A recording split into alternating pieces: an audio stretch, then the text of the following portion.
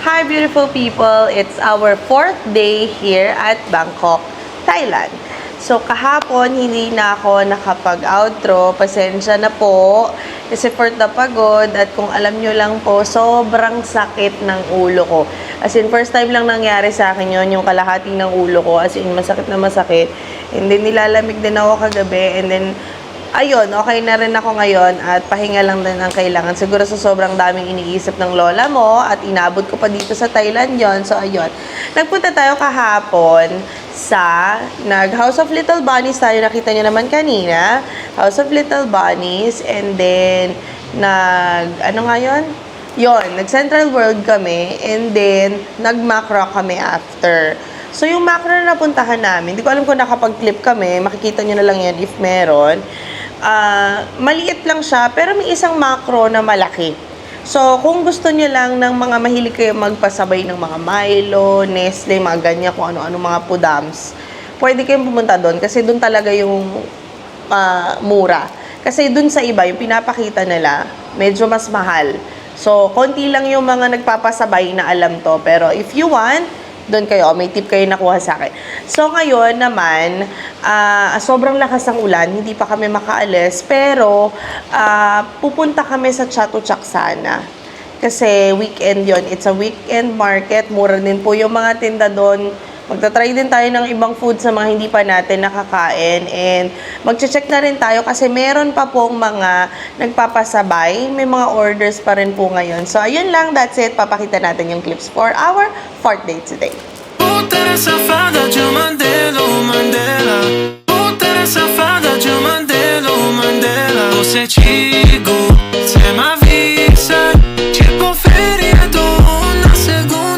La vida es un carrusel. Try na natin. Alam nyo dati, nung una, kinakain ko to, hindi ko alam na itlog ng squid. Akala ko squid lang. Sarap na sarap ako. Tapos nung nalaman kong itlog ng squid, sinabi ko, nakain ko na yaman na lang. Sarap pa rin siya, guys. Hi everybody! So ngayon, gabi na. It's 8:21 PM and then nagdesisyon kami na pumunta sa Asiatic. So sasakay tayo ng ferry. Hindi pa dito hindi pa dyan. Sa isang araw pa tayo pumunta dyan sa shuttle and then papunta tayo doon. May mga kainan, may mga bilihan din and then may mga maganda kasing puntahan doon. Yung parang malaking boat. Mamaya makikita nyo yun. So papakita ko sa inyo sa mga susunod na araw dyan tayo pupunta and then magte-tempo tayo. So samahan niyo kami!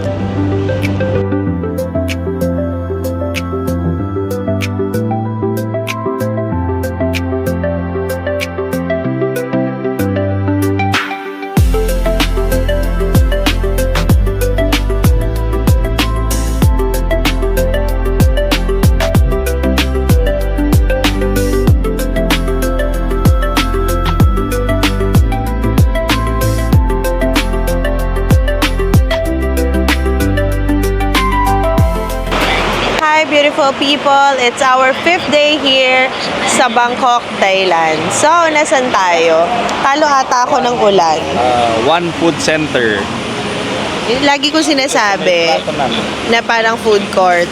So, talo ata kami ng ulan. So, umulan na naman. Nice outfit kami, no? Naka-rubber shoes ako.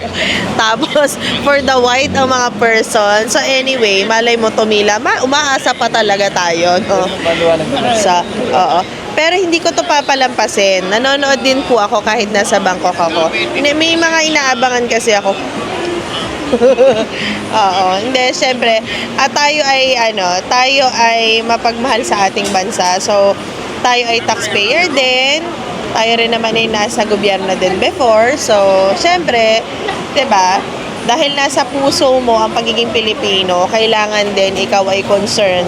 So, what is happening, really happening sa buong bansa, 'di ba? Alam nyo 'yan, alam mo 'yan, 'di ba? So, yun, kakain lang tayo, guys. Ito yung aking favorite Milo. Ayan. So, kakain lang tayo and then alis na tayo. Pupunta din tayo sa temple. Sana makaikot pa kami today. Sana walang bagyo dyan kasi may bagyo na, may mga animal pa. Eme! Bye!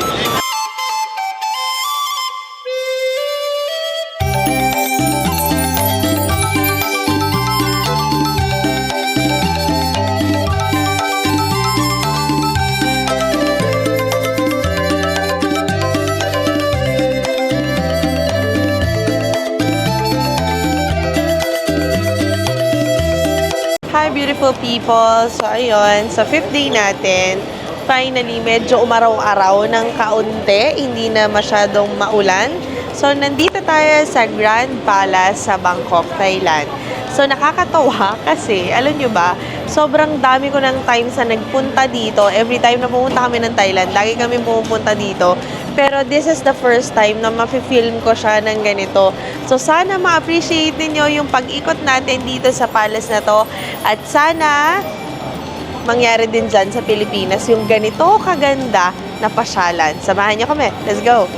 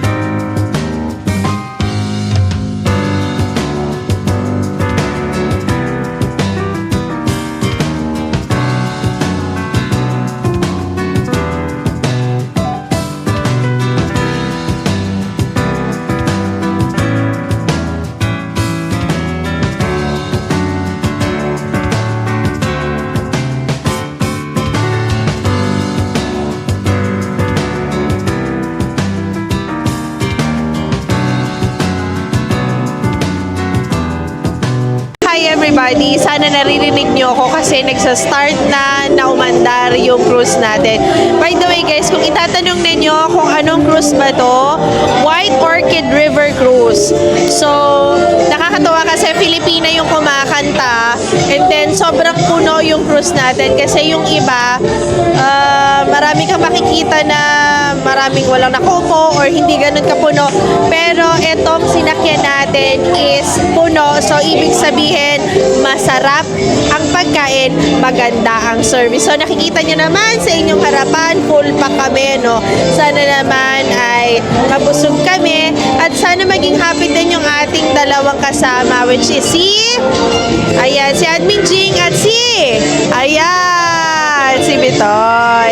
So, si Daddy kumukuha siya ng pagkain. So, anyway guys, mamaya explain ko sa inyo kung gaano kasarap ang pagkain, kung masarap ba talaga, worth it ba, masaya ba, at maayos ba ang service dito. So, ayun lang para sa akin. Ilang beses ako nag-try ng cruise pero eto, thumbs up sa akin kasi maayos sila nagpapila, okay naman. And later, for the final review, mamaya ko sasabihin sa inyo. Let's go!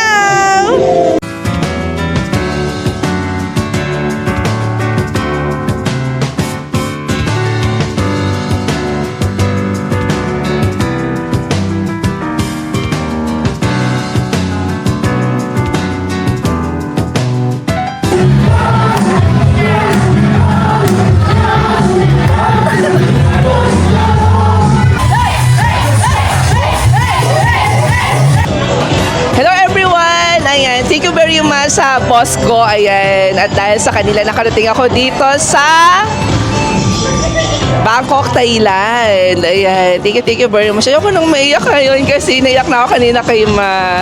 I love you. I love you, sir. Thank you very much. Thank you. Hey guys, magandang gabi! Hooray! Hindi, thankful ako nagkaroon ako ng amo na mga kagaya na ito na ginagamit ni Lord para may matupad na pangarap na makapunta sa ibang bansa. Matupad na pangarap na magpapalit. Hindi doon. Thankful talaga ako na nagkaroon ng ganitong amo. Yun lang guys, grind lang ng grind. Thank you po ma'am.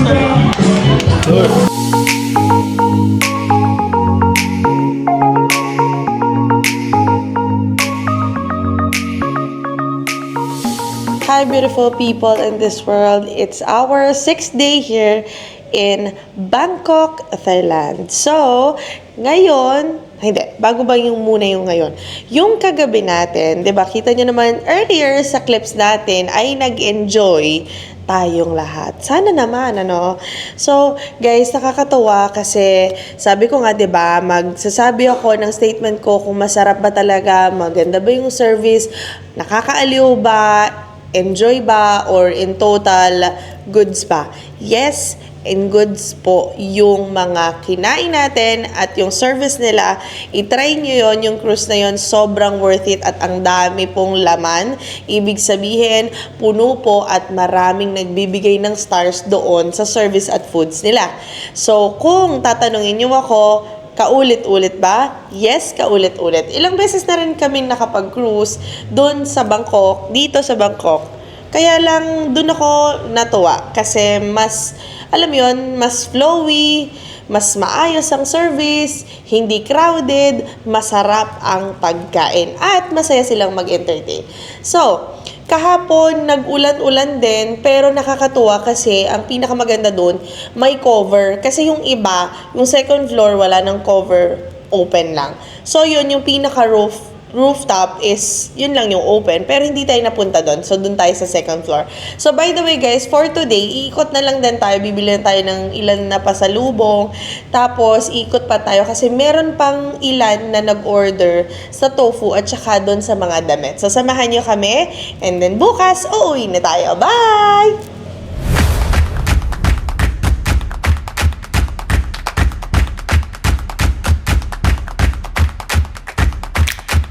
Guys, nandito na tayo sa sikat sa Butterfly. Anong to? Butterfly Thai perfume. Sobrang sikat nito. As in, hype na hype siya sa Pilipinas, sa lahat ng online sellers, at dito sa Bangkok. Sobrang daming tao, lalo na kanina. So, tinry ko lang kung worth the hype ba talaga siya. Para sa akin, sa isang taong mahilig sa pabango, hindi ko masasabing okay, bumili kayo. Pero hindi ko rin sinasabing huwag kayong bumili. Pero para sa akin, siguro kaya lang ako namamahalan dahil kailangan nating i-convert, no? Kasi magkakaiba pala yung price. So, hindi pala, kunwari, yung isang bote, parehas yung presyo. Dito sa side na to, depende kung saan yung yung intent siguro ng pabango. Ayoko na magtanong kasi nahihiyaan ako, dam tao. So, anyway, based on my observation, mail kasi ako sa pabango, guys. Kaya lang, hindi ko siya matest kasi nga, ang daming tao. Tapos, merong kailangan ilagay mo sa skin mo. Tapos, para sa akin, para sa halaga na 3,000 plus, almost 4,000. Parang para sa akin, mag-ano na lang, mag-Miss Dior, mag-Chanel na lang. Para lang sa akin yun. Pero kung fan kayo nito, no problem naman. Wala namang problema. Kaya lang siguro para sa akin, kaya ako namamahalan. Dahil nga Pilipino nga ako at kailangan ko pang i-convert. So, ayun lang. Pwede kayong pumunta dito, pwede kayong mag-check. Pero para lang sa akin, medyo mamamahalan kayo. Kung for everyday use, ha. Pero kung talagang collector kayo, no problem naman. Pero sa akin, at also pwede naman. Pero you can check here. Basta ang price range is almost 4,000. Meron pang mas mura ng konti, depende doon sa mapipili ninyo. So sana may mapili kayo once na dumating kayo dito. Huwag mong isipin, hindi kita binalaan, Char. Sige, bye! So, ayun. Sorry, may nakalimutan ako Para sa mga taong katulad ko na super acidic, ibig sabihin, kahit yung mga makeup, di ba, pag pinapahid nyo dito, umiitim agad, nagda-darken siya ng sobra. Ako, super acidic po ako. Nilalagay ko yan sa skin. So, hindi ko siya matesting kung talagang tatagal siya. Kasi nga, syempre, nandito lang ako sa store. So, kailangan ko pang umikot, kailangan ko pang ganun. Yun yung problema ko. Pero, basta, ang masasuggest ko sa inyo, kung acidic kayo, bago kayo bumili, itry nyo muna. Tapos, wag muna kayo agad bumili. Umikot kayo. Kasi syempre, yun yung problem natin dahil nga wala tayong makasundong pabango. So, itry nyo muna dito or dito. Tapos, kapag after nyong umikot, nandun pa rin. Yun. Worth the hype. Okay? Tip from Mayor Darna. 1XL. Na available 1XL. Sawadee ka, kapong ka.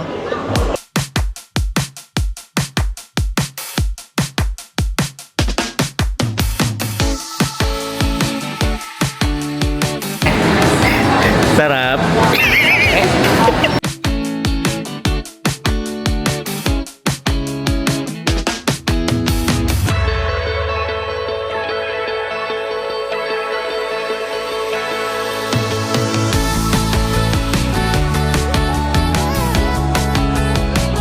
As in, sa Japan, as in, ito lang kinakain ko. Itong kamote na to.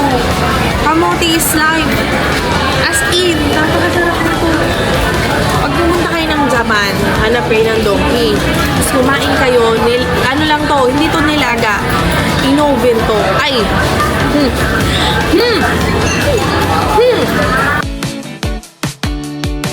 Hi guys!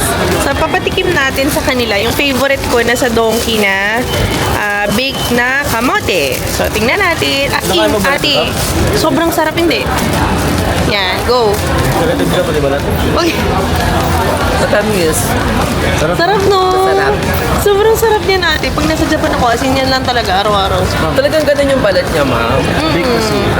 Di ba yung iba, yung sa atin nilalaga, di ba? Nung natry ko yan, grabe talaga. So, ay, parang ubus na yun. More open siya, ma'am. Parang ubus na. Oh, di ba? Tanis! Ano to, in-injection na ng asukal, ano? At, hindi! Kaya siya sweet potato. Sa atin man na hindi siya sweet eh. Parang, may tamis, pero hindi ganito katamis talaga. Yung jowa mo, sweet ba? Uy! Ano Sana yun? nga meron na. The best. The best. I-reco ko sa inyo ngayon. So, Darna recommend!